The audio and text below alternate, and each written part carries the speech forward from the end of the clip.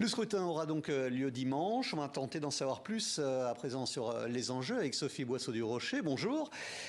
Vous êtes chercheuse au pôle Asie de l'Institut français des relations internationales. Merci d'être avec nous en direct. Cette élection opposera donc des partis soutenus par l'armée et des mouvements pro-démocratie. L'armée étant omniprésente, l'élection de 2019 n'avait pas franchement été un modèle de pratique démocratique. Est-ce que cette fois, ces partis d'opposition, réclamant justement plus de démocratie, ont une chance de s'imposer ?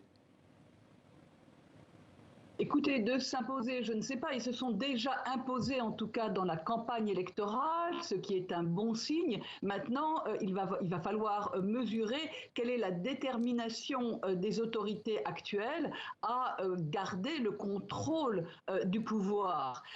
Ou est-ce que le Prayut et son équipe vont au contraire accepter le choix des urnes? À ce titre, c'est vraiment une élection cruciale parce qu'on est à un croisement. Le croisement entre, d'une part, un régime semi-autoritaire et d'autre part, des aspirations démocratiques qui, depuis 25 ans, il faut quand même le rappeler, sont en permanence étouffée. Donc la jeunesse et même une certaine partie de l'establishment estiment que dorénavant, la démocratie doit avoir ses chances.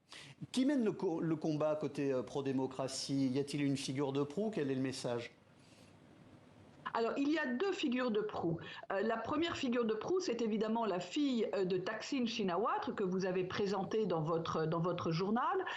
C'est une jeune femme de 36 ans qui représente véritablement le clan Shinawatra, c'est-à-dire cette famille qui, depuis 2001, depuis que Thaksin Shinawatra a été élu, veut prendre le pouvoir en Thaïlande et veut réformer la Thaïlande avec des règles qui sont quand même discutables.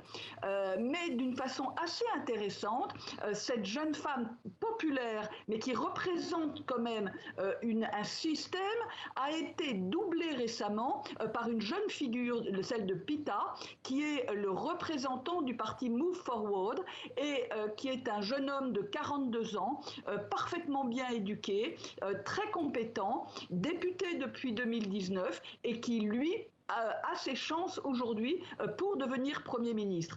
Et on peut dire d'ailleurs que la tension monte vraiment à Bangkok en ce moment parce que des rumeurs courent sur les réseaux sociaux pour précisément dire que ce parti Move Forward qui veut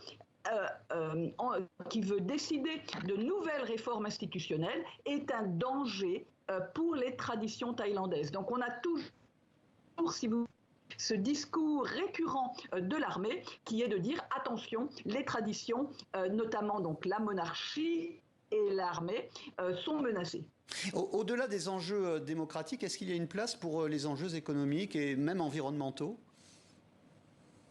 Alors malheureusement non, et c'est vraiment regrettable.